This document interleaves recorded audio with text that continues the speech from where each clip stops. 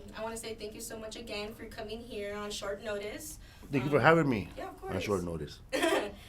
So we wanted to talk about your journey. What age did you first get into the comedy scene, and was that something you always wanted to do? Yes, when I was in elementary school, my friends and I would make fun of each other because we're all poor. But I grew up in the housing projects, Pico Aliso Village, Pico Gardens, and New Aliso. It's in Boyle Heights. It don't exist no more. They knocked them down in 1998, I guess.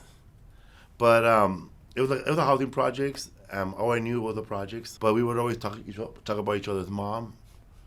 Growing up, that's how we did. Yeah.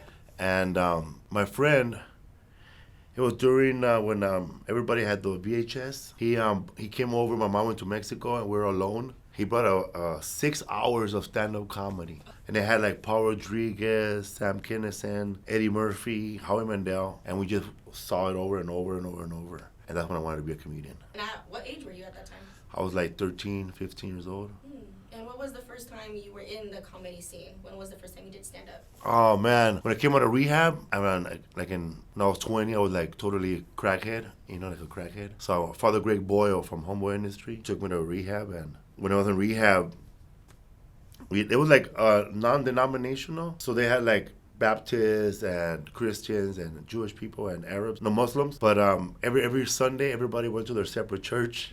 And there was a guy that was a priest, not like a priest, but like Nacho Libre thing. Oh, okay. A Jesuit brother.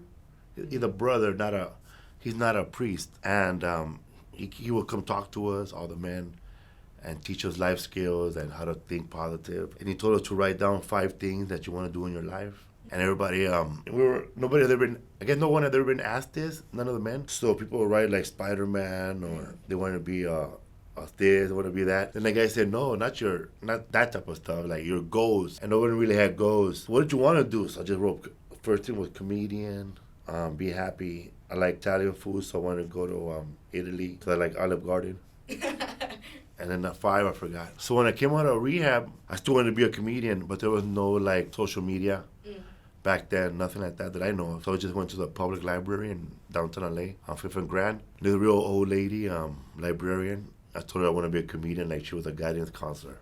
And she took me to where all the lives and arts books are for writing and plays and all that. So I just found books on stand-up. I started learning how to write jokes. I opened up a magazine called the LA Weekly. I saw open mic, and I went to a comedy club called The Natural Fudge. It was a vegan, vegetarian place, but I don't even know what that was. Because the host was the owner. You would have to spend $5 just to go up on stage. So every week I would spend $5 on fries and a soda. But I didn't know it was a vegan place till later on when I became vegan. Because he would say, guys, try the nut burger.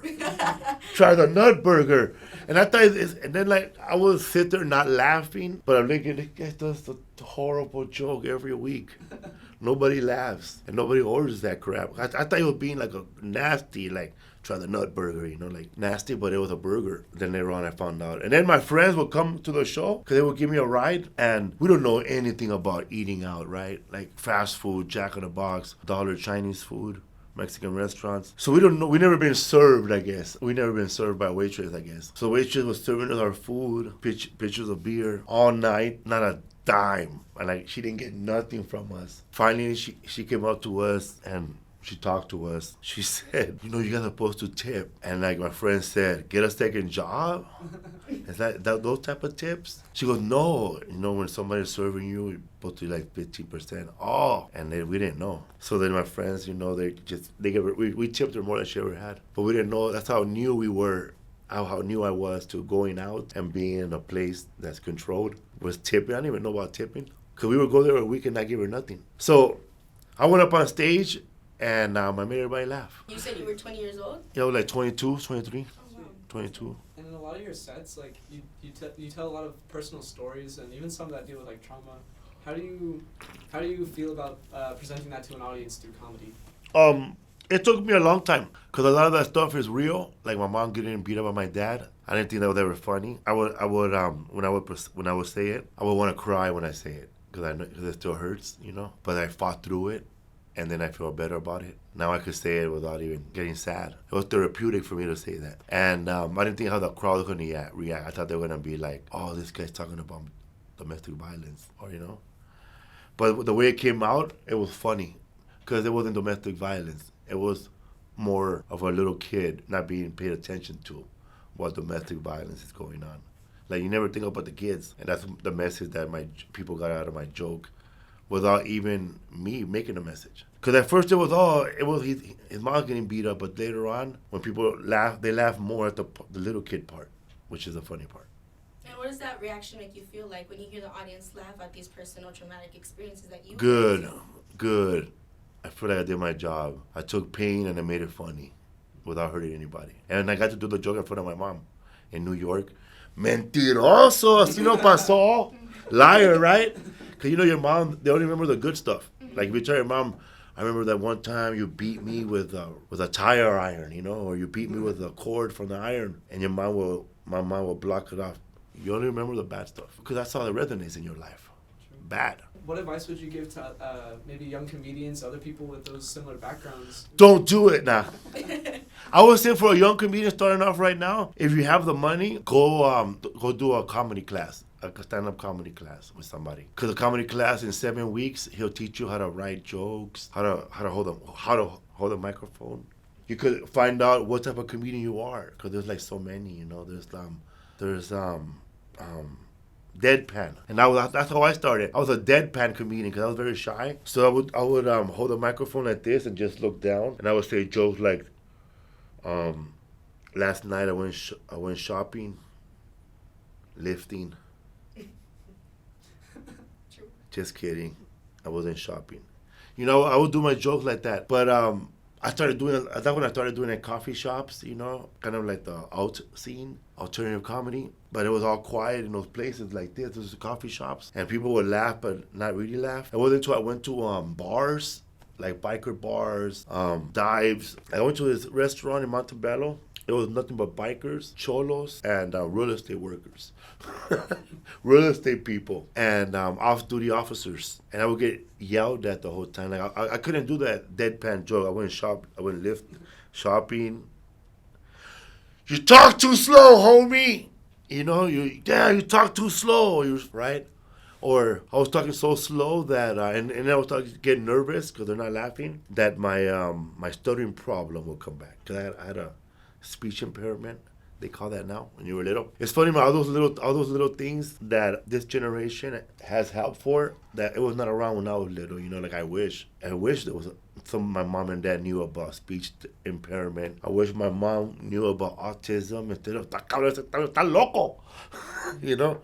I wish they knew about that, but they didn't know. So I had to deal with other stuff. Like when I was in my second grade class, they took me out of the class and they took all these other kids out of the class and they put them in one room where everybody stutters, and they helped us. And we ended up being like because I guess we were all shy, but we ended up being the kids who read during assembly. But because if you have a speech impairment, you could read, but you can't say it. And I could read like I've never, like a real person, you know. But if you take the paper away and I have to say it, I'll start like pop, pop, pop, you know, like that. And then so I got help, you know. But then there was you know, I don't know, back then they were called magnet class or gifted class, where they were. So I was taken out of the class again, but this time it was because I was smart.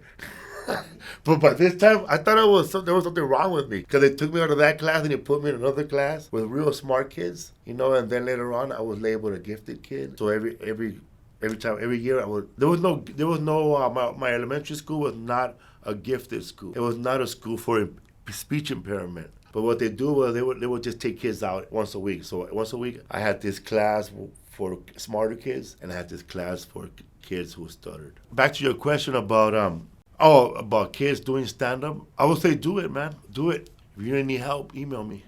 I answer everybody's questions. I would say this, if you want to do stand-up comedy, all you have to do is have a little notepad or your notebook, and every time you hear somebody say something funny that you didn't say it, you write it down, And then every time you hear something else that's funny, you write it down. And then later on, and every time you say something funny, you write it down. Then by the end of the week, you have like a list of funny lines. And all you have to do is structure it into a joke, you know? Is that how your work process goes for your jokes? Yes. When I was at the library, I found a book called Stand-Up Comedy Writing Step by Step by Jean Perret, P-E-R-E-T. And he breaks down how to write a bit. Like if I want to do a bit about dogs, you have to write. It says there's like 5 columns, and it says dogs, and it's like brainstorming, you know, for journalism. But it's not a cloud. They're columns. So right here you write all the dogs. You write all the dogs' names, and over here you write what the dogs say, like bark, wow wow, whatever, rrr. And then dog names, Silly or Pepe. Then situation where you saw something funny with a dog. And then by that time, your mind is already working, you know, like dogs, you know? So your mind is trained so that the next thing you know, you start writing down bits about dogs, and they come naturally because you already been working this on the 5 columns. That's in the beginning, but later on when you've been doing it for 20 years, your head just does it by naturally. It's like something, you have to train your mind, you know, to do it. It's like working out in the gym. You're not going to get buff right away. What advice would you give to young, like Latina students who might want to get into like media? Because you have your Netflix special. Like, what advice would you give to students who might want to get involved in media like that? I would say that anyone that wants to get into media right now, focus really hard on getting into the writing of television shows, writing of anything, you know, because we need more writers, and we need more showrunners, producers, people that can put a show together, you know, and find the right writer, the right directors, you know, and the right light person. Lighting is very important. I would say make the right connections right now and make friends with writers in the school, and anybody and cameraman, anybody that wants to work in digital media, I would make friends with them, because people like I met like the people like from the ABC show Blackish.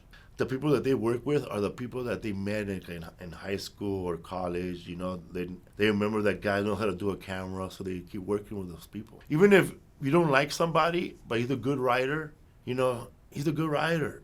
He might be a mean person, but you need a writer. You don't have to hang around with him. Mm-hmm.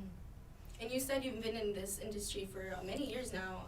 Has it been 20 years? Yeah. Okay. I've been doing stand-up comedy for over 20 years. I've been taking acting class every week for 12 years, 15 years. So being in this industry for almost, 20 years, what changes have you seen, and what do you hope for this industry in the future? The changes I've seen is I've seen more shows with people of color, like Blackish and Fresh Off the Boat, and on Hulu, This Fool, with Chris Estrada and Frank Quiñones. I mean, everybody on that show has been on my podcast, from Michelle Ortiz to Frank Quiñones, except the guy from The Sopranos, never been on my show. And Chris Estrada is a good example of a guy that only has like 5,000 followers on Instagram, no TikTok, maybe 2,000 people on Twitter. And people tell you, oh, you have to have a big social media presence. Nah, that's a lie. Because I know people that have millions of followers and they have no television show. And these guys don't even have 2 million followers between each other. All they do is have good talent. And Chris Estrada is a great writer. That's what I keep telling you back. If you're a great writer, people are not going to forget about you. So Chris Estrada wrote the whole show with a bunch of other people, and I auditioned for that show 4 times, didn't get one part. But I'm still promoting it because it's a good show. And George Lopez, his show is coming out right now with his daughter, and that movie they're making with the Hot Cheetos guy. And I'm on the Eric Andre show. But we need more writers, and the shows have to be more real. You know what I mean? Our shows, like when you watch a all white show, there's never a message at the end. It's just a show. But when you watch a black show, there's always a message sometimes. Like, really, you gotta have a message? Can't we just have a show? You know what I mean?